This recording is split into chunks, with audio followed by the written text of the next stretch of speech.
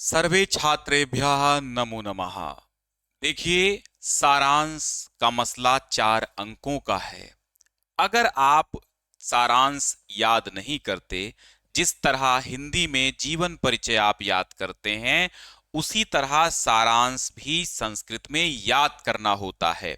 सभी सारांश लगभग हम जितने सारांश करा रहे हैं, और जो बच्चा मुझे कराना क्या, मैं तो सब करा दूंगा, परंतु इंपॉर्टेंट जितने हैं वो पहले करा दूंगा। तो इंपॉर्टेंट जितने हैं वो सब कराऊंगा। मुझे मेरा कर्तव्य तो है 12 कराने का, 12 पाठ हैं, 12 सारांश, तो मैं 12 करा दूंगा।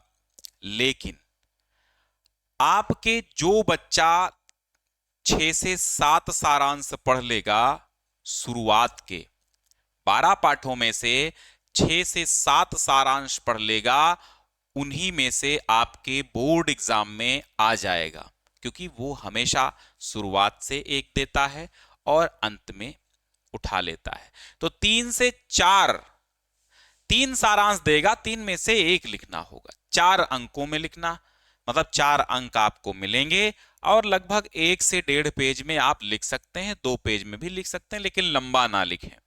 हालांकि बहुत ज्यादा संस्कृत में लिखना होता नहीं है कि आप लिखते रहे। संस्कृत में बहुत जल्दी लिख जाता है।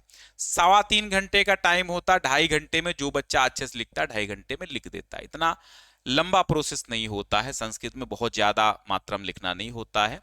तो चलिए हम आपको समझाते हैं। ये चलिए, पहला है कविकुलगुरु कालिदासः पाठ का सारांश। ठीक है, अब आप देखिए कि ये 2024 में 1, 2 और 3 सेटों में आया।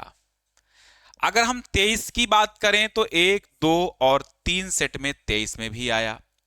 अगर हम बात करें 19 में, 1, 2, 3, 4, 5 सेटों में 19 में आया। 21, 22, 21 में पेपर ही नहीं हुए थे, 22 में हुए थे, 22 का यहां नहीं दिया है। 23 में, और 23, 24 अगर आप प्रीवियस देखें तो 3-3 सेटों में आया है। कितने सेट बनते हैं? 7 सेट बनते हैं। 7 में से 3 सेट में आना तय है भाई कवि कुलगुरु कालिदास को। हो सकता है 4 सेटों में भी आ जाए। अब आपको सेट कौन सा मिलेगा, ये आपके सेट मिलने पर डिपेंड करता है, फिलहाल बोर्ड परीक्षा पर डिपेंड करता है। लेकिन आपको एक ही नहीं याद करना है, बल्कि आपको कम से कम 6 जरूर याद कर लेना है शुरुआत के।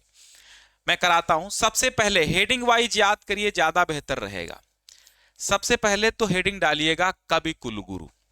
लिखिएगा कि कवि कुलगुरु कालिदास संस्कृत के सभी कवियों में सर्वश्रेष्ठ कवि हैं। जैसा कि आपने अनुवाद पढ़ा, अनुवाद पढ़ते वक्त ही आपको सारी चीजें समझ में आ जाती हैं। आप चाहें तो हिंदी में उसे बनाकर लिख सकते हैं। और मैंने अर्धवार्षिक परीक्षा का भी मॉडल पेपर आपको करा दिया, बोर्ड परीक्षा का भी 25 का भी करा दिया, और आगे भी जितना हो सकेगा मॉडल पेपर करा देंगे। ठीक है, उनकी कीर्ति की चांदनी तमाम देशों में फैली हुई है। आपने शुरुआत में ही अनुवाद पढ़ा, तस्य अनवद्यः कीर्ति कौमुदी, ऐसा पढ़ा। तो आप लिखेंगे कवि गुरु कालिदास संस्कृत कवियों में मूर्धन्यतम कवि हैं, श्रेष्ठ कवि हैं। उनकी कीर्ति कौमुदी समस्त संसार में फैली हुई है। वे भारत के ही नहीं बल्कि विश्व के तमाम श्रेष्ठ कवियों में से हैं। और महाकवि कालिदास के कुल, काल और जन्म स्थान के विषय में अनेक मतभेद हैं।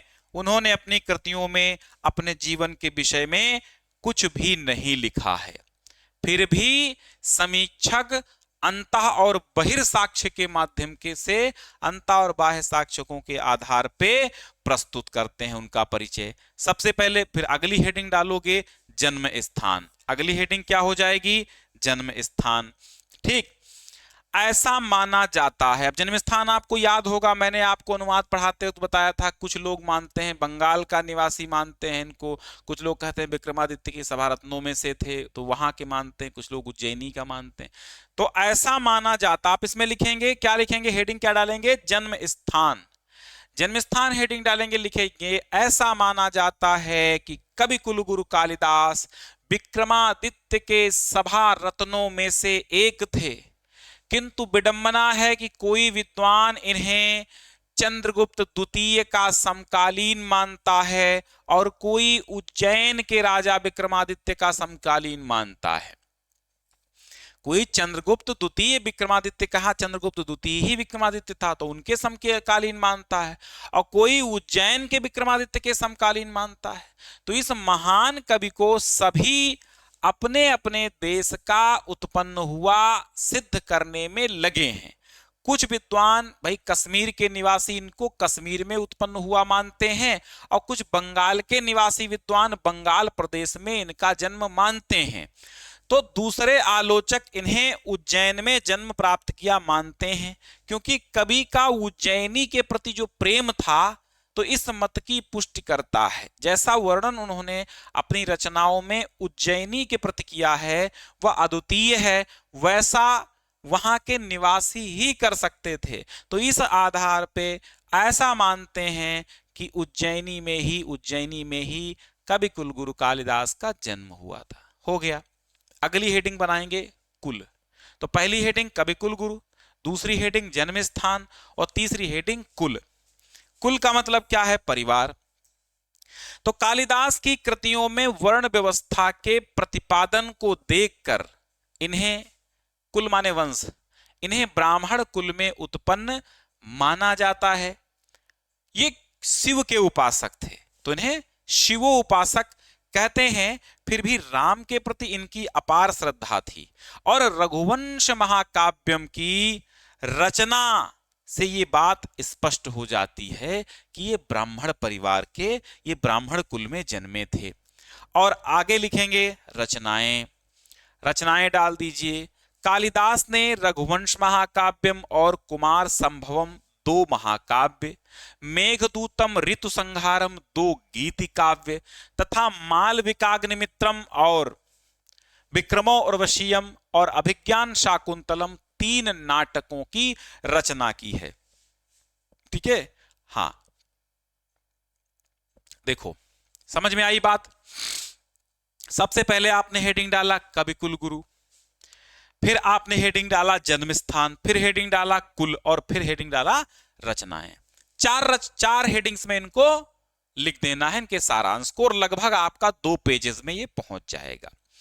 रचनाओं में क्या लिखेंगे कि कालिदास ने रघुवंश महाकाव्यम और कुमार संभवम नामक 2 महाकाव्य लिखे हैं।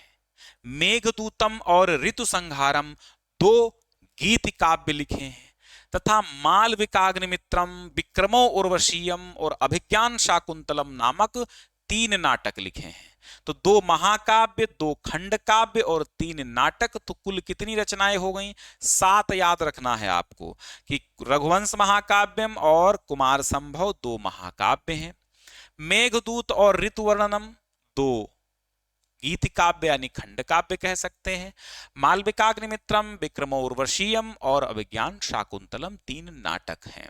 अगर आप चाहें तो इनका लंबा सा वर्णन कर सकते हैं, बट आपको लंबा वर्णन करने की कौनो जरूरत नहीं है। तो अभी तक जिन बच्चों ने ज्ञान सिंधु क्लासेस ऐप पर जाकर के संस्कृत का कोर्स परचेज नहीं किया है, उनको, जो बच्चे देख रहे हैं वो मोटिवेट करें, जो बच्चे ले चुके हैं वो उनको बुलाएं, अपने साथ में रखें, और जो बच्चे नहीं ले रखे हैं मैं उनसे कहना चाहूंगा कि भैया 65+ का टारगेट अगर संस्कृत में लेके चलना है तो आपको बहुत जरूरी है कि आप ऐप पर तुरंत जाएं और अपना कोर्स अपना बना लें, क्योंकि 65+ का टारगेट हम हिंदी में ही नहीं बल्कि हम जो जो विषय पढ़ाते हैं उन सब में लेके चलते हैं। और खासकर हम 2 विषय पढ़ाते हैं, हिंदी और संस्कृत, और तीसरी विषय ले लेते हैं कभी कभी सामाजिक विज्ञान, बट हिंदी और संस्कृत 2 हमारी मुख्य विषय हैं जिनमें हम 65+ का टारगेट 70 में लेके चलते हैं। ठीक है, तो हम इसके आगे अगला पढ़ेंगे।